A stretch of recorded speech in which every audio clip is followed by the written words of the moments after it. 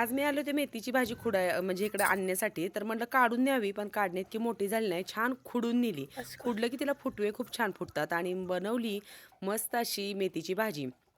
मेथीची भाजी मी कशी बनवली ह्याची जर तुम्हाला रेसिपी हवी असेल तर कमेंट्समध्ये मला नक्की सांगा. त्याचा व्हिडिओ मी माझ्या दुसऱ्या चॅनलवर अपलोड करेल, की मी गावाकडच्या पद्धतीची साधी सिंपल अशी मेथीची भाजी बनवली. कशी इतका सुंदर वास सुटला होता. पण काय करायचं, नेमकी आमची एकादशी होती. तर चला उद्या बनवूया. अजून आपली काय रानातली भरपूर अशी भाजी आहे, त्याच्यामुळे आणायची आणि बनवायची. तोंडी लावायला कच्ची पण भाजी खूप अशी छान लागते. तर ही बनवलेली आहे गोड भगर. गोड भगर कशी बनवली ते तुम्हाला सांगते मी. मला दुपारच्या व्हिडिओला कमेंट्स आली की ताई तुम्ही भगरीचा भात कसा बनवता. तर ती तिखट भगर बनवली होती, ही गोड आहे.